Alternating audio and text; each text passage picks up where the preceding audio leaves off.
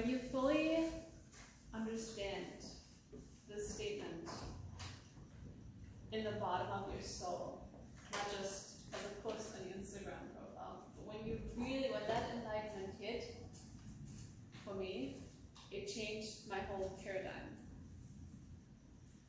Tonight, I want to share with you the work. You guys all have a worksheet in front of you. This worksheet was developed by Katie Byron, which got suddenly in mind to start asking her own questions and beliefs about the thoughts that she had in her mind.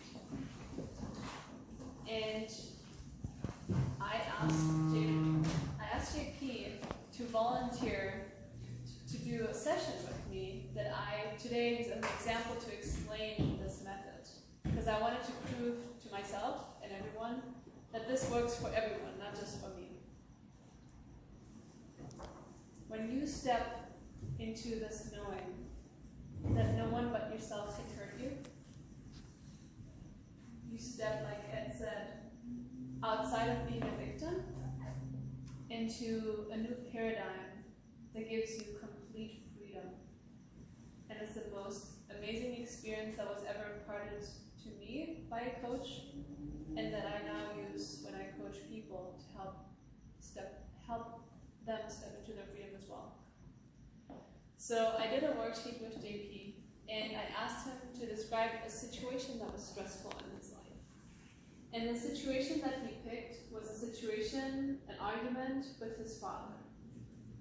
He came to his father and said, I had trouble sleeping last night. I couldn't sleep well. And his father said, well, have you tried sleeping pills for that? And in that moment, he got angry.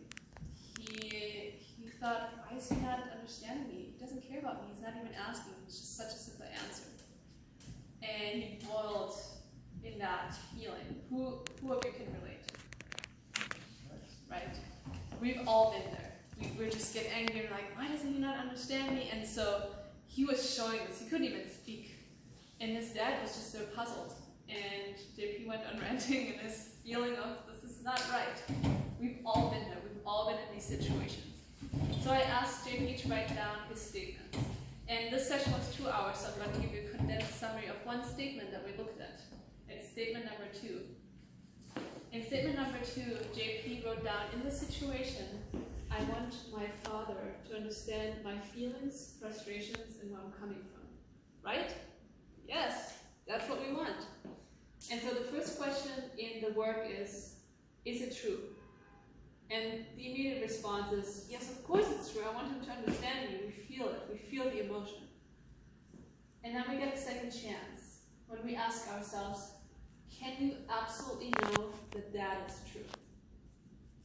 And now pay attention, because this is meditation. I want my father to understand my feelings, frustrations, and where I'm coming from. Let's take a look at the situation. JP said, I had problems sleeping last night. His father said, well, have you tried some sleeping pills? Could we argue that he understood him? Yes. Could we argue that he offered a solution? Yes. Was he empathetic? Yes. He could have said, well, I don't care, or get over it, son. He could have said, I like rice pudding, which would, you could argue he didn't understand him or what he was trying to say. He actually had a logical response to the problem, based on everything that happened. It's a perfectly logical consequence that he gave a good solution. You could argue he understood him. Can you absolutely know that it's true? That he should understand his feelings and frustrations and where he's coming from? No, because he does. Everything that happened made sense. But in that moment, there was a thought. And that thought was about something completely different. What he did not understand was the story in our mind. There was a second story to what actually happened. And of course he couldn't understand it because it wasn't spoken. When we meditated on that, what JP was coming up was, I am frustrated because I can understand my own frustrations, feelings, and where I'm coming from. If I did understand them, for example, hey dad, I want to have a connection with you. Ask me about stuff. If he understood that, he could have communicated it. But thinking about that question, for him, it came up, I didn't understand it myself. And then we can meditate on it further. Would the problem be solved if his father understood his feelings, frustrations, and where he's coming from? If he doesn't understand it, no. What good is it if my father understands if I don't understand it? So really what I want understand my frustrations and feelings and where I'm coming from. That's what's really frustrating. Of course it's frustrating if other people don't understand me. That's a reason to be frustrated. But what's even more frustrating is feeling uncontrollable, not knowing what's going on. That's the stuff that's really frustrating. So this one statement, questioned, bring up so many things.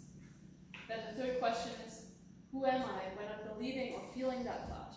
I'm angry, I boil, there's acid running through my veins, right? I'm pumped, I have a right to have that conversation. Fourth question, who would I be without that thought? Without that thought in the moment, I would see what actually happens. My dad cares about me. He does. He responds to me. He tries to give me the best advice based on his information.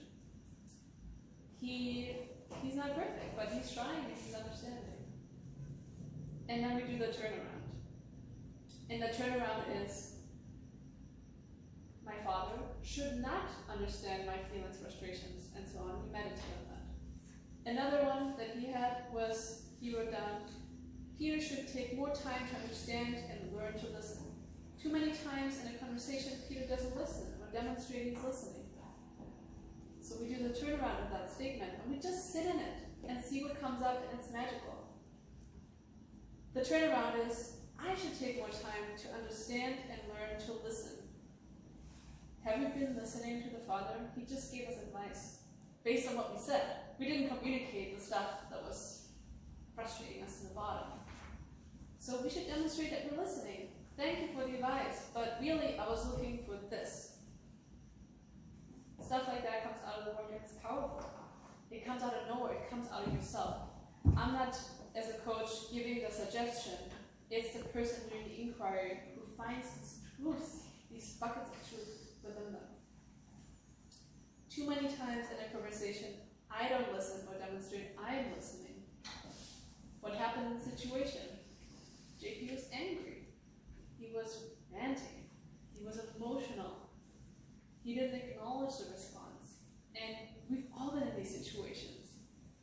So the opposite oftentimes is much more true than the actual statement that we write down.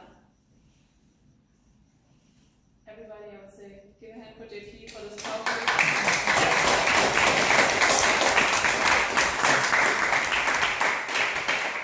Because it takes a lot. I said, JP, pick an example that you're okay sharing. Like, sure, that's not a problem. When we got into it, he got more and more, oh damn, I'm a bad person. And you're not. It's just that one situation.